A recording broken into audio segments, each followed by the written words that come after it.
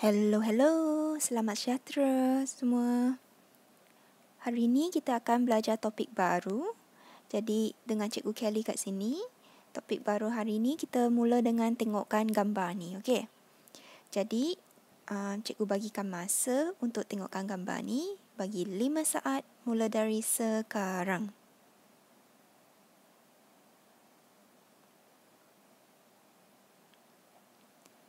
Alright, sekarang kita tengok sama-sama. Dalam gambar ni, Cikgu nak pentingkan 3 perkara, 3 ciri-ciri yang kita dapat tengok dari sini. Yang pertama tentang orangnya. Okey, kita tengok rambut dia macam mana. Rambut dia potong ke tak? Kedua, apa yang dia pakai? Ketiga,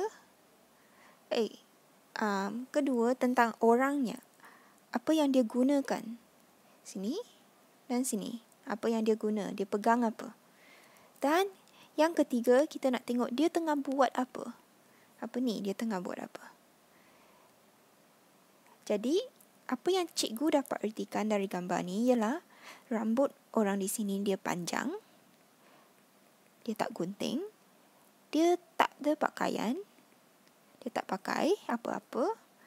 Kemudian, dia gunakan benda-benda yang diperbuat daripada batu dan mungkin kayu kat sini atau besi. Ni mata lembing kan? Kemudian, apa yang dia tengah buat? Sini ada seekor gajah. Jadi, dia tengah memburu gajah. Apa yang cikgu dapat ertikan dari sini ialah gambar ni merupakan gambar dari zaman dulu-dulu. Jadi, sesiapa yang dapat teka tadi, dia betul. Topik hari ni kita ialah zaman prasejarah. Apa yang kita nak belajar tentang zaman prasejarah? Zaman prasejarah, untuk topik ni, hari ni kita akan belajar untuk menyatakan maksud zaman prasejarah. Ini objektifnya kita hari ini. Untuk mengetahui sama ada kita capai ke tak objektif ini, kita akan menggunakan kriteria kejayaan ini. 3 kriteria kejayaan kita hari ini ialah saya boleh menjelaskan maksud zaman prasejarah. Okay. Kemudian, saya boleh menyenaraikan 2 zaman prasejarah. Dan yang ketiga, saya boleh menyenaraikan 4 tahap zaman prasejarah. Kita akan tahu sama ada kita capai tak objektif kita hari ini, iaitu menyatakan maksud zaman prasejarah. Jadi kita boleh pecah kepada 3 ni untuk jelaskan maksud zaman prasejarah. Untuk menjelaskan maksud zaman prasejarah, cikgu akan gunakan topik kita hari ini. Kalau kita tengokkan zaman biasanya kita tengah berbincang dengan membincangkan masa. Kemudian tengokkan perkataan prasejarah. Pra biasanya ni sebelum. Jadi, zaman prasejarah ialah zaman sebelumnya ada sejarah. Dalam topik-topik yang bab pertama yang kita dah belajar, sejarah bermaksud peristiwa lampau, peristiwa yang telah berlalu. Biasanya peristiwa ini kita dapati melalui catatan, iaitu berdasarkan tulisan. Jadi, kalau kita tengokkan, zaman prasejarah bermaksud masa sebelum manusia mengenali dan mengetahui tulisan. Jadi, definisi kita hari ini untuk zaman prasejarah ialah zaman atau masa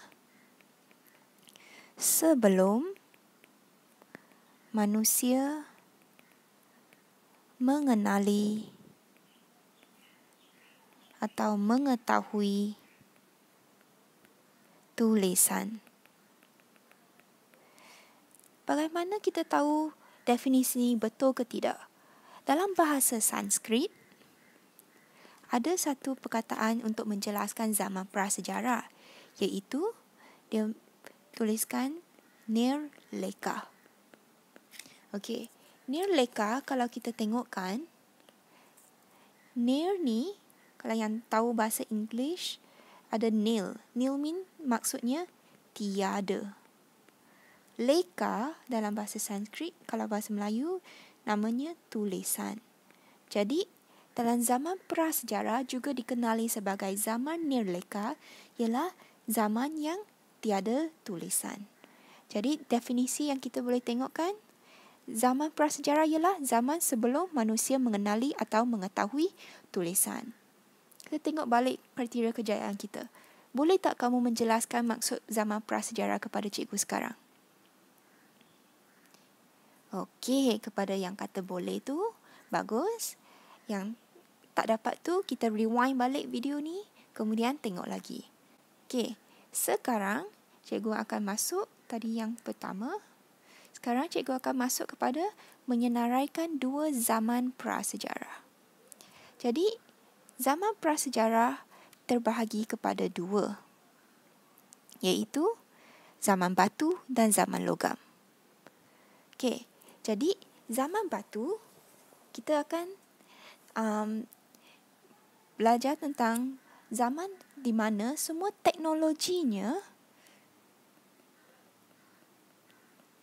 atau peralatannya berdasarkan batu.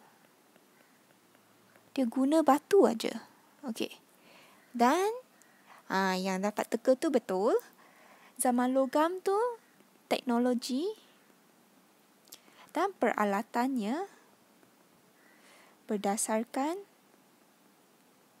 logam. Senang ingat tak? Batu tu untuk batu, logam tu untuk logam. Jadi sekarang kita tengok balik kriteria kejayaan kita. Saya boleh menyenaraikan dua zaman prasejarah. Siapa boleh senaraikan dua? Iaitu nombor 1, batu. Nombor 2, logam. Jadi kita dah habis kriteria kejayaan kedua.